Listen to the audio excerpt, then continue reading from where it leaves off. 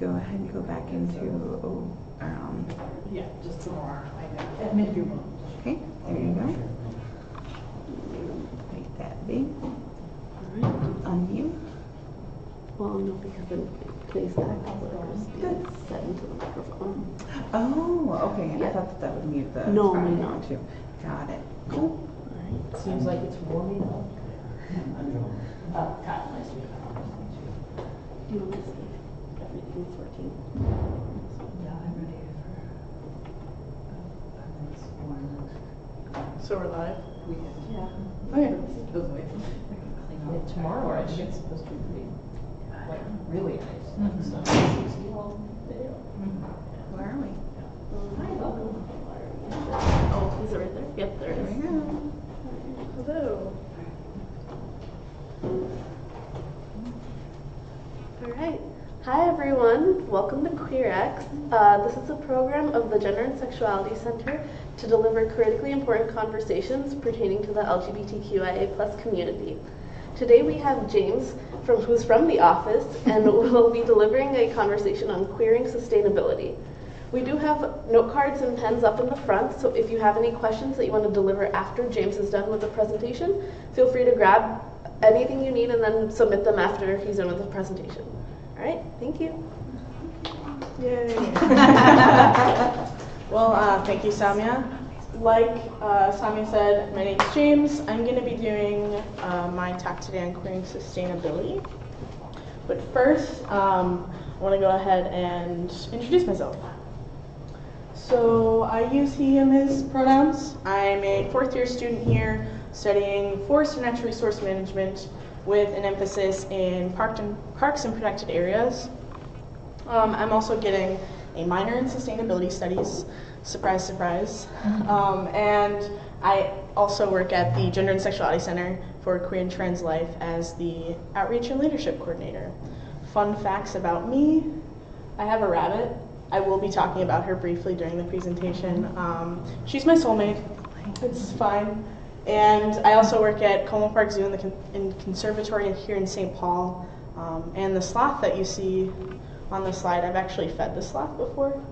So I know a lot of things about animals and trees, so if we're getting to the end of the presentation, you don't have questions about my presentation, you can ask me about animals or trees.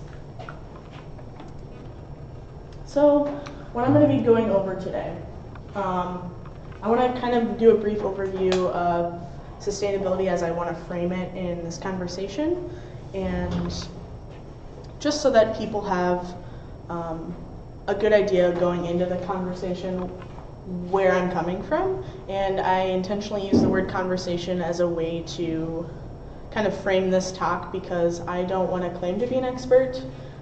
As an undergrad student, I think that there's still a lot of learning that I have to do, and I also wanted, this was more of an idea and something that marries two things that I'm really passionate about, so environmentalism and sustainability, and the work that I do in like social movements, activism, and my work at like the Gender and Sexuality Center. I want to get into queering sustainability, so how we are talking about sustainability in an academic sense, and thinking critically about sustainability. And then queer sustainability, so as queer and trans people, hello, thinking about how we can be more sustainable with ourselves and our bodies. And then at the end, I hope that we can have some good discussion or open it up for questions. And that includes anyone online as well. So, to start off, I wanted to open it up to you all so I can get a better understanding moving forward what you think sustainability is. And this could be keywords, it could be phrases, it could be a definition if you have it. But this way I can move forward as like a better informed presenter. Any thoughts? What sustainability is? I can wait too. Yeah. Meeting the needs of the present without compromising the needs of the future. That's excellent. Anyone else? So we had someone say, meeting the needs of the future without compromising, or meeting the needs of the present without compromising the needs of the future. Anything else? It's like you can't have infinite growth on a finite planet. Okay, infinite It growth. means staying within the laws of thermodynamics. Okay, yeah. Not having, you said infinite growth on a finite planet? Yeah, if like it's like not assuming there's an infinite amount of resources. Yeah, no, that's great. Not assuming there's an infinite amount of resources. And I am repeating things back as a way to know that, one, I heard you, and two, that folks online can hear as well. Just letting folks know. Perfect. Well, that first one is actually the definition that I'm going off of, so thank you for saying that. It lightens my load a little bit. But yeah, this is, I'm assuming you probably also study sustainability. It's a pretty well-known definition across the scientific community and how we think about sustainability in an academic sense. So sustainable development meets the needs of the present without compromising the ability of future generations to meet their needs. And if anyone has questions about what I'm talking about to begin with here, please let me know, because this isn't always something that people understand. So if there's something you're not getting, let me know as well. So there's also 3 parts to sustainability and how we think about it. Sometimes it's referred to as the 3 pillars. There's a lot of different ways in which the community thinks about sustainability. And I have a couple examples here. So there's the 3-pillar model, and the 3 parts are the social, environmental, and economic. And there's also like an overlapping model where you think about, okay, so when we have an overlap of all 3 of these things, that's when we have sustainable development and sustainable global community. There's also a nested approach, so thinking about you can't have the next successive one without meeting the needs of the one within it. And there isn't a right way, to my knowledge, of thinking about sustainability within these 3 parts. It's just more what makes the most sense for you in terms of how you're thinking about it, and also how you're working within sustainability work. I also wanted to briefly talk about more scientific aspects of sustainability, and people might think this is kind of interesting. So there was a study done by the Stockholm Resilience where they talked about planetary boundaries. And there's 9 planetary boundaries that are listed on the screen. And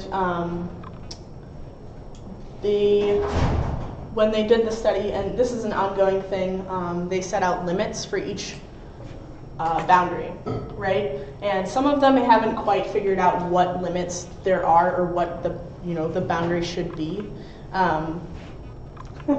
But as you can see on here, there are bars running along each boundary, and that indicates where we're at on like a global level in terms of meeting that or surpassing like a zone of uncertainty. And there are several categories that we've surpassed and we're beyond the zone of uncertainty, which basically means we don't really know what's going to happen. Essentially, it's not a good thing, and there's potential for us to not be able to reverse any of that. And so a couple things are within like biogeochemical flows. We've surpassed in both phosphorus and nitrogen, and then our genetic diversity, so letting species go extinct, we've surpassed that, and there are a few other zones that we're also getting within a increasing risk. And you can look more online at this image if this is something that interests you. And then finally, in terms of talking about just like basic sustainability, I wanted to bring up this image. And this was also done by the UN. They came up with Sustainable Development Goals. And I really like this image, one, because it's just very aesthetically pleasing, but also it's very like simplistic, so that if you are not someone who's necessarily within sustainable studies or interested in this, it's very easy to understand. And they came up with 17, I think originally when it was developed in the 90s, it wasn't 17 because they've added some recently. But essentially all of these goals, they are saying, okay, if we can meet all of these, this is going to be helping reach a more sustainable community. And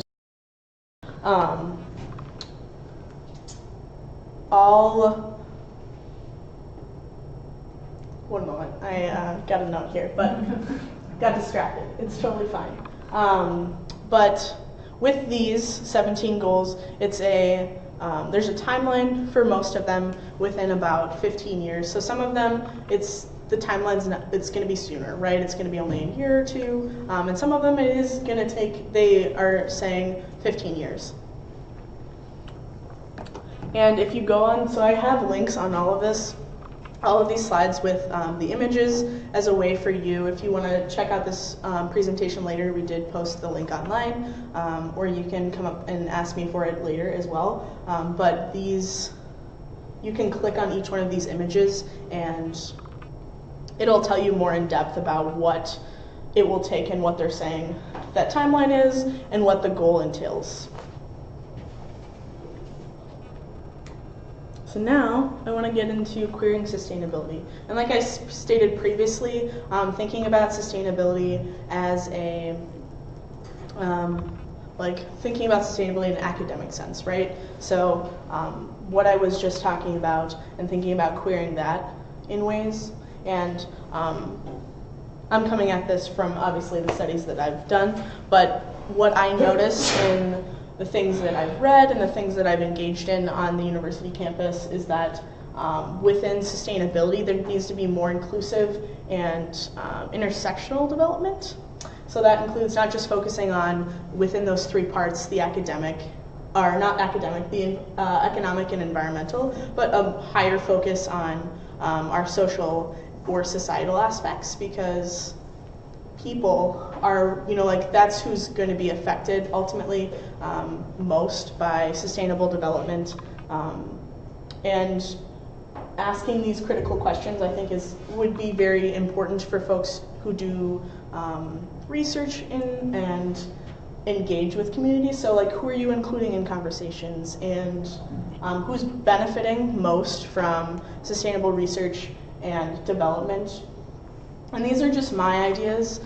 Folks, in the room might have other ideas as well, and we can definitely engage in more conversations once I'm done. But I have expansion. I have a few articles that I pulled offline from a website called Everyday Feminism that I thought were really important, and how I've been framing some of my thoughts.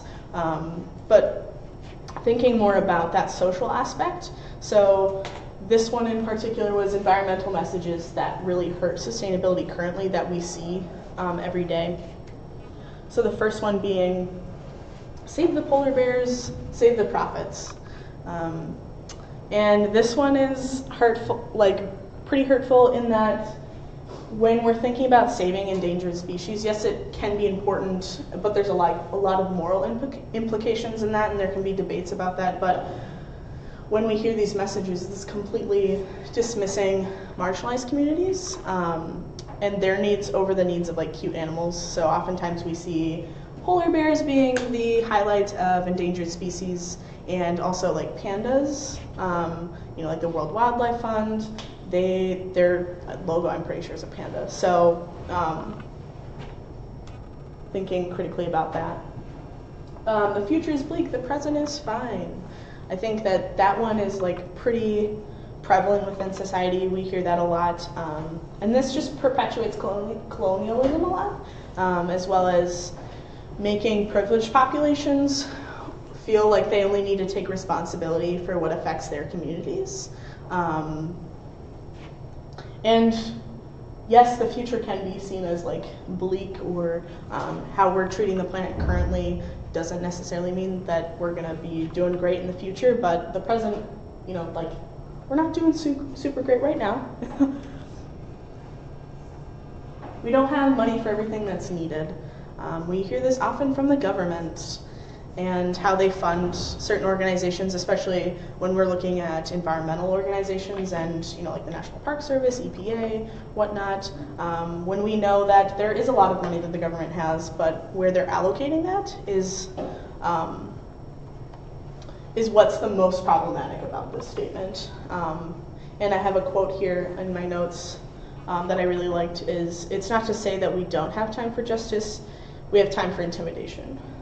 So this idea of being reactive rather than proactive is what really is the most harmful when we're thinking about sustainability also. So green development is good development.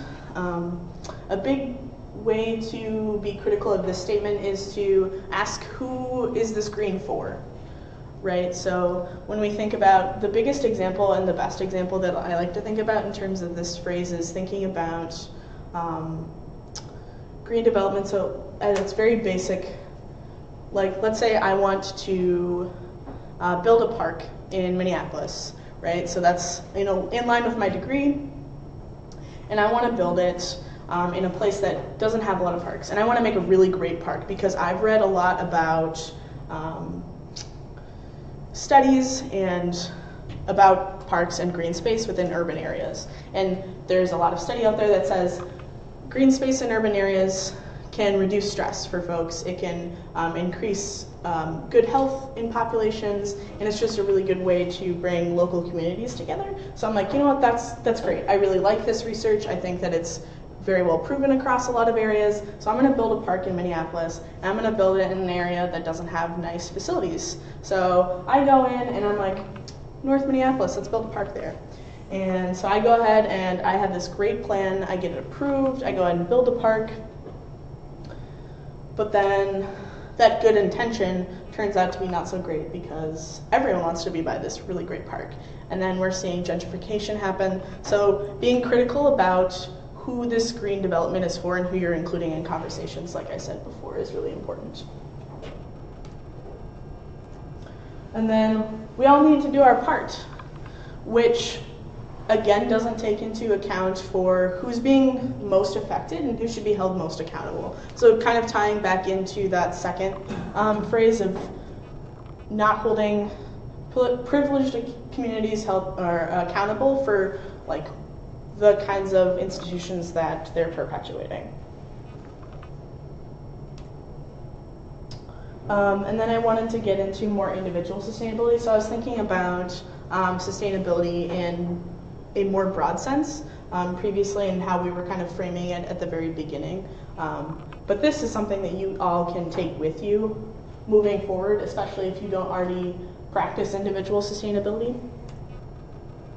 Acknowledge your privilege is a great way to practice sustainability without entitlement, because when we think about especially environmentalism, there is a lot of privilege to be able to engage in environmentalism, and especially in how capitalism ties in with environmentalism, because there's a lot of, it's very expensive. You know, if you're shopping locally at a co-op, co-ops can be kind of spendy at times. You know, owning cars, so even sustainable cars can be expensive. So being able to just like acknowledge that there's privilege in being able to engage in environmentalism and sustainability is a great way to take that first step in practicing individual sustainability without entitlement. Start where you are. So if you're coming into this conversation, you're like, I recycle. That's about it. And that's totally fine. You know, starting where you're at is very important, and don't assume that you know more than someone else. And a great way to even start, if you're like, I just recycle and that's all I've ever known about sustainability, having conversations with neighbors is a great way to start. So start by saying hi to someone, somebody you haven't met in your community, talking about ways in which you can make your like local space more sustainable. Maybe starting a garden, or being like, hey, how about we ride share to the grocery store, or I'm going to the farmer's market, would you like to come with, or can I get you something? Spend less. So there's a lot of research out there that says that people who spend less tend to make greater ecological decisions. And I think this in part ties into how we travel. So to travel, it costs a lot of money, and it's also horrible for the environment, especially if you're, taking a plane to travel, which is funny because ecotourism is a thing, and that's very ironic. But so just being critical about how you're spending and engaging within society and capitalism is really important, and how to make your individual sustainability better. Be intentional in everyday ways.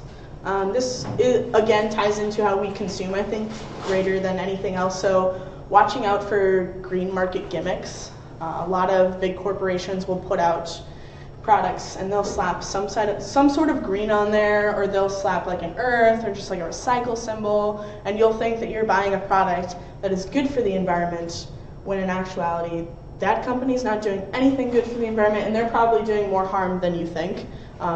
So just like being very intentional about researching products before you buy them, or going into your local co-op and seeing what they have, and then going and buying that elsewhere, or thinking about is there another product out there similar to that that's a little cheaper that I can afford, if you can afford stuff like that. And then join forces with other groups. This kind of ties into engaging in conversation with folks, but if you have an idea, especially locally, so you want to start a local garden in your community, talking to local groups about efforts that you can engage in, or if there's something that you haven't heard of that's already out there, just having conversations with folks can be a really great way to start. And then I want to get into queer sustainability, which doesn't really have necessarily to do with sustainability at an academic sense, but more along the lines of how I think about and how I'm framing my life currently. So being more intentional about, as queer and trans people, how we're taking care of ourselves. So that aspect of self-care, but also how are we able to continue doing the work, especially with the way our political climate is going. Take care of yourself. Practice self-care. I think that this is a really big thing that's pushed in the queer and trans community, and within the LGBTQ community in general, but not necessarily outside of those communities. But it's really important and something that I sometimes struggle with. I think that every single thing that I'm going to talk about, I will probably say that I struggle with, and I'm sure that everyone else in the room or online can relate as well. But taking care of yourself and practicing self-care can also look like a lot of different things for a lot of different people. So it doesn't have to mean I'm going to go home and take a bubble bath. That's not self-care for everyone, because maybe that's stressful for some folks.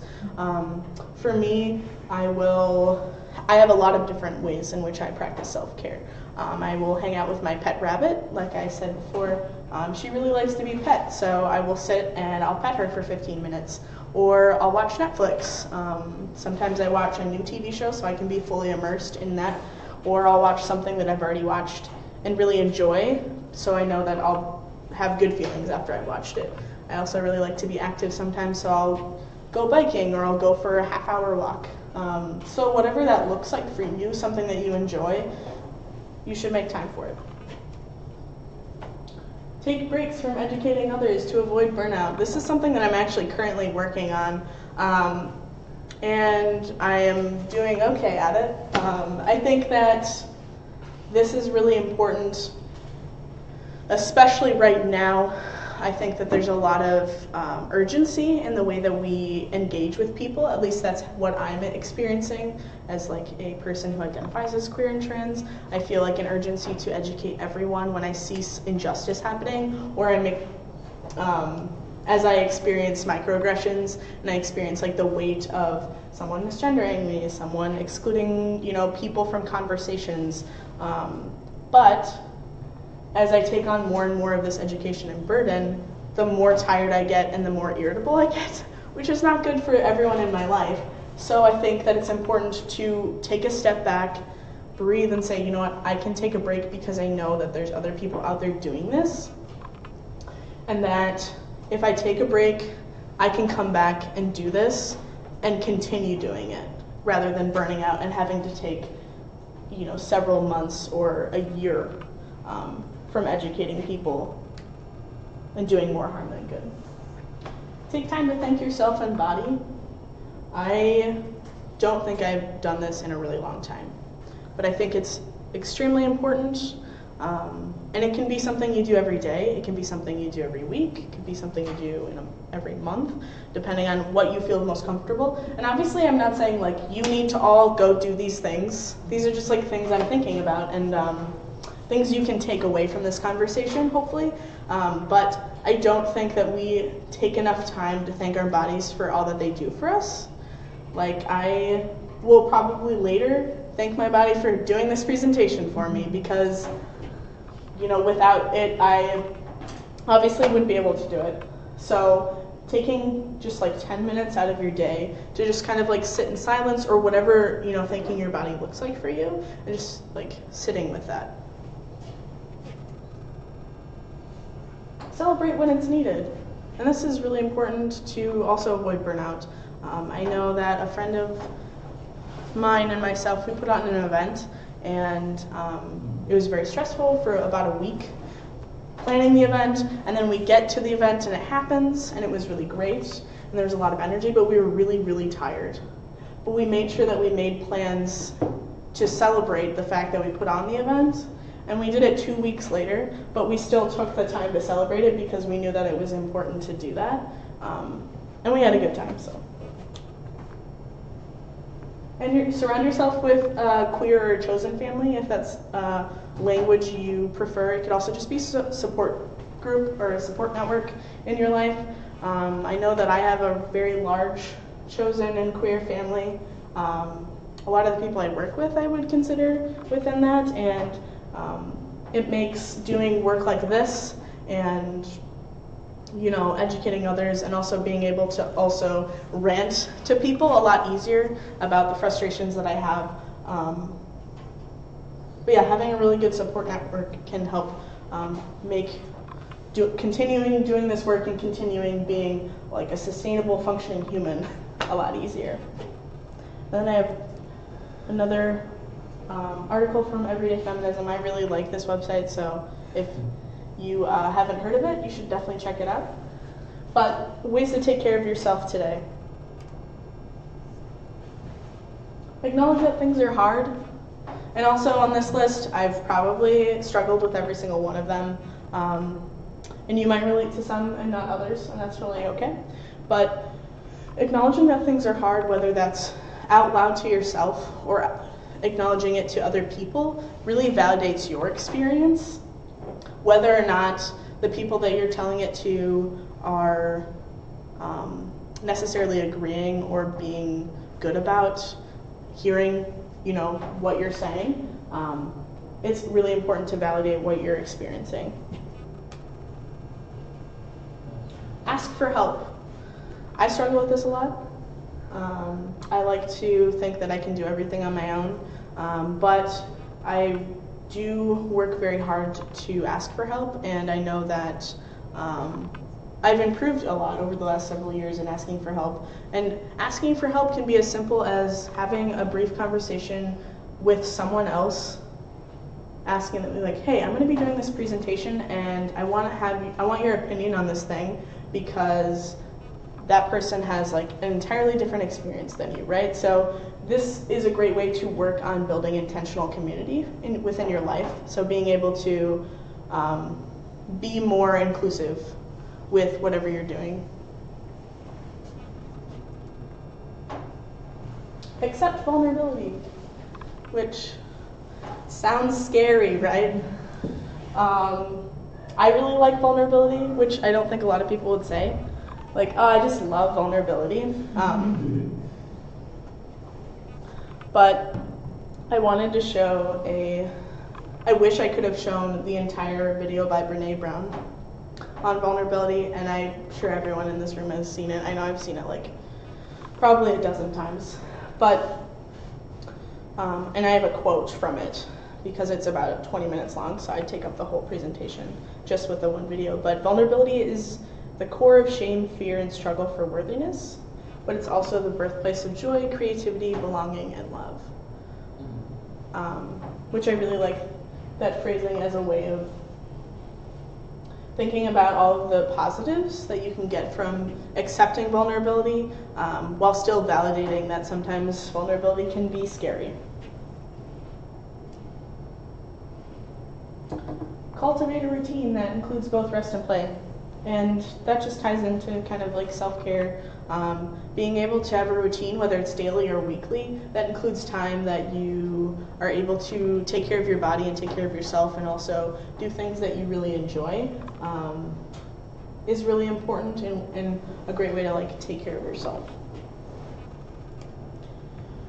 And finally, do what is true to you. And this is really great in terms of, especially when you think about doing work within either sustainability or within social justice movements, because when you act in ways that reject expectations put on by society and align it with like your own values and beliefs and what you think is true, you can make the world more whole because your experience is completely different than my experience, even if we have a lot of things in common or similarities in how we identify or how we navigate the world. But yeah, that's pretty much all I have. So what I'll do now is open up for questions or a conversation if folks want to have it.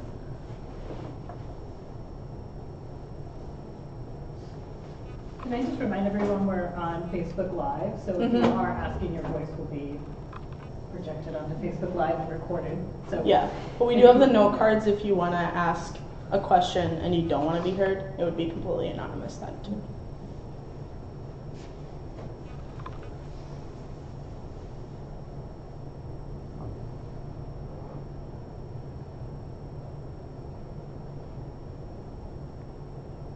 Okay, I'll speak. I'll make a comment. I just want to echo what you said about being cautious when we're taking action towards sustainability, that we don't ignore our own privilege.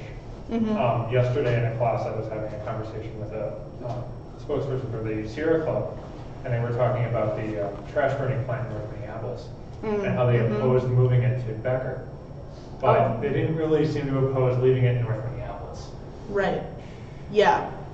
So just to repeat that so other folks can hear, you were in a class, you said? Yep. And folks were talking about moving the, what is it? There's an abbreviation. But what? The HERC. Yeah, the HERC, which if folks don't know, that's a trash burning plant in Minneapolis. Thinking about moving it, you said to Becker? Yeah, I think that Okay. that's what they said. But they weren't necessarily opposed to leaving it in Yeah, North it Minneapolis. wasn't a big deal to them, I guess. Yeah, so yeah, being more in, like, you were saying, reiterating that point of acknowledging privilege and whatnot. Yeah, thank you. Yeah. And I wanted to hear more about like what's the intersectionality between queerness and sustainability, and like as opposed to like perceptions that they're two separate movements. Like what brings them together. And I've been studying that a lot. Okay, so asking the question, what are the intersections between queerness as like an identity and sustainability? Yeah. Okay. I guess from my own standpoint, and if other folks have thoughts on this as well, I think sustainability as itself is a little bit queer. Thinking about moving away from how we've done things for a really long time in society and how we navigate like development. So trying to shift people's perceptions of, one, the environment, and also two, how we're navigating like the economy and how we treat people in society. I think that sustainability itself is like a queer practice. So I think that's what I would say in terms of like, how are they similar and intersecting? Yes?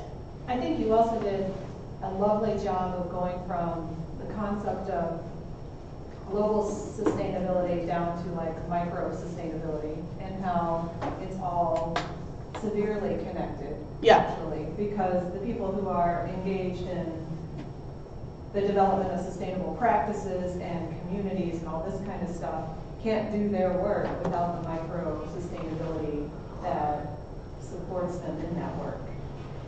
So I like how you kind of went, in a way, like from a nanotechnology perspective, there's bottom up and top down. Yeah. And you essentially went like giant to small. Yeah. Well, thank you. Yeah. Can you repeat that quote about vulnerability one more time? Yes, absolutely. I'm going to go back. Vulnerability is the core of shame, fear, and struggle for worthiness. It's also the birthplace of joy, creativity, belonging, and love. And that's not the direct quote. If you haven't seen that TED Talk, it's an excellent TED Talk, and Brene Brown's a really good storyteller, so I would highly recommend it.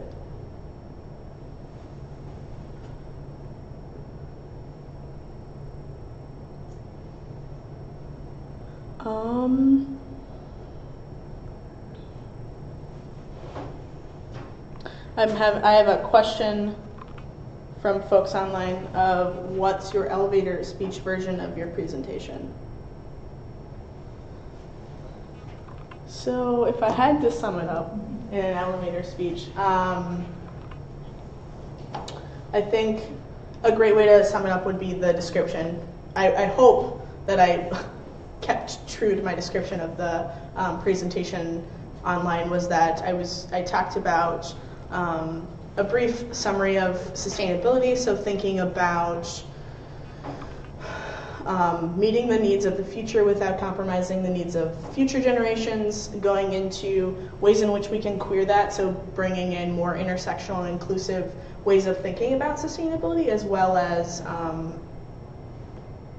who you're bringing into conversations, and then also talking about ways in which you can be more inclusive in your individual practices, so having conversations with folks, acknowledging privilege, whatnot, and then finally, with queer sustainability, thinking about how can we take care of our bodies and ourselves and our minds in terms of being like queer and trans people, either engaged in sustainability work or just in political work in general.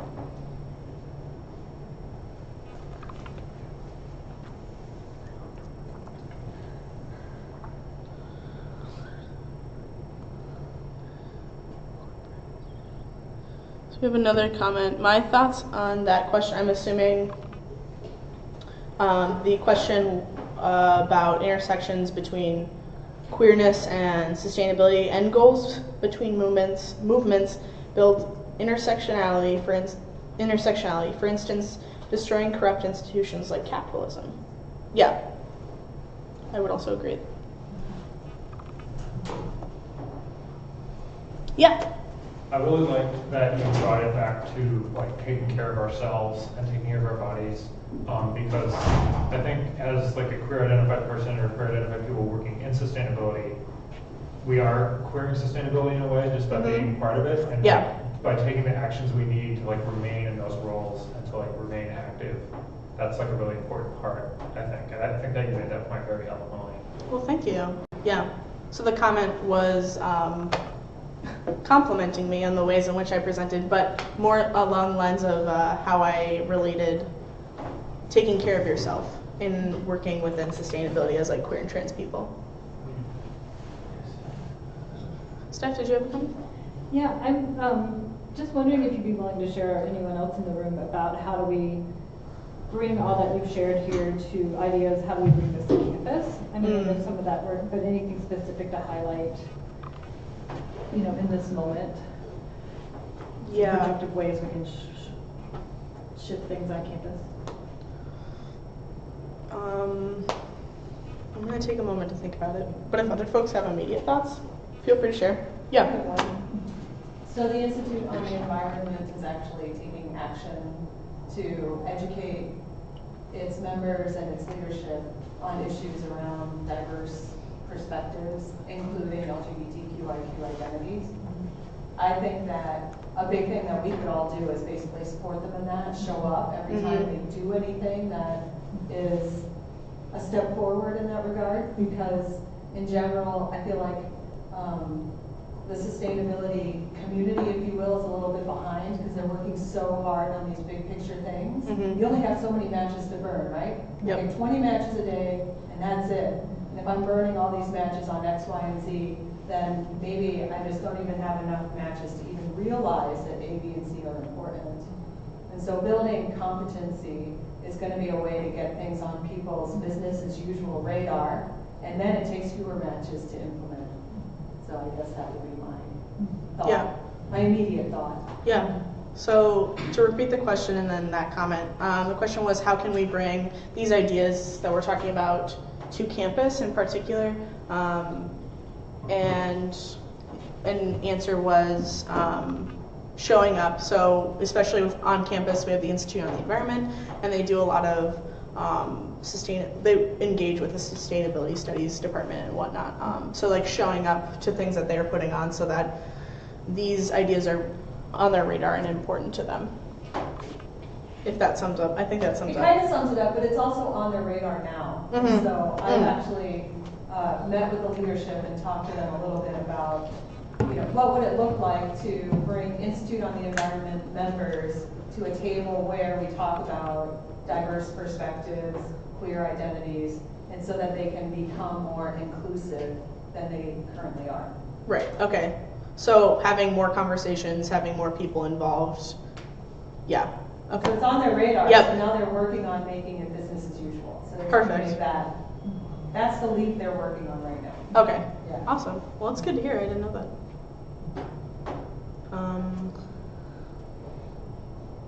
I think we can also be more intentional about when we're not within sustainability movements, or that's not our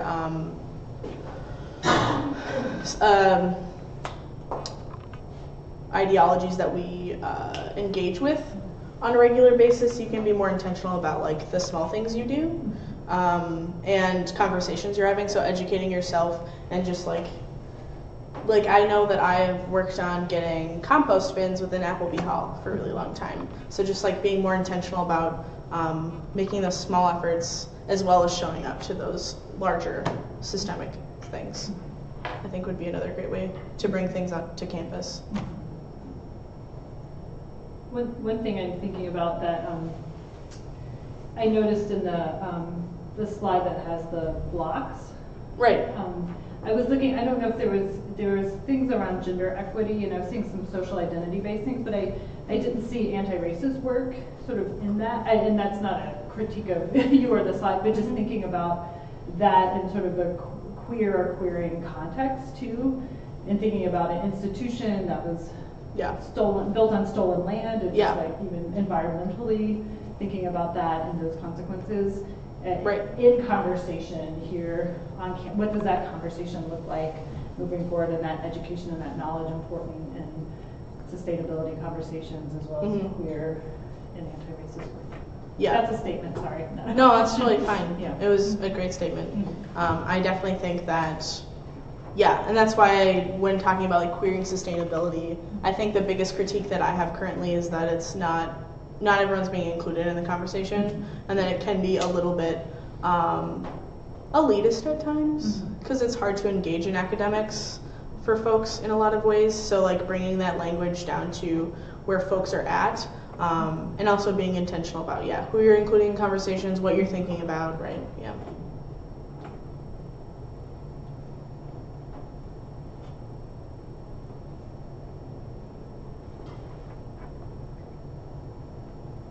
Any other thoughts? Questions?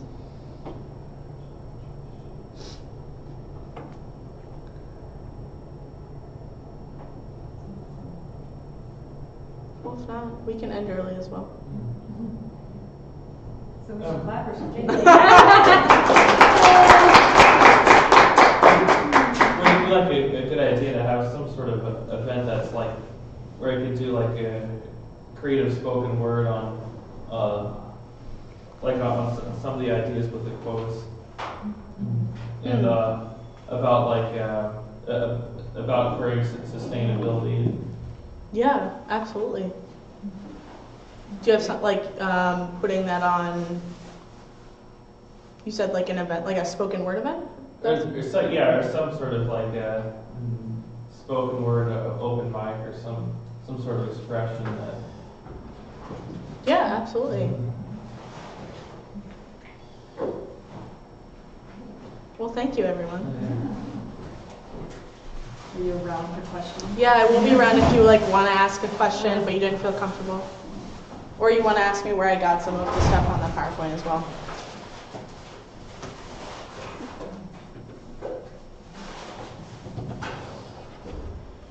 Thank you, Samia. Yes, I'm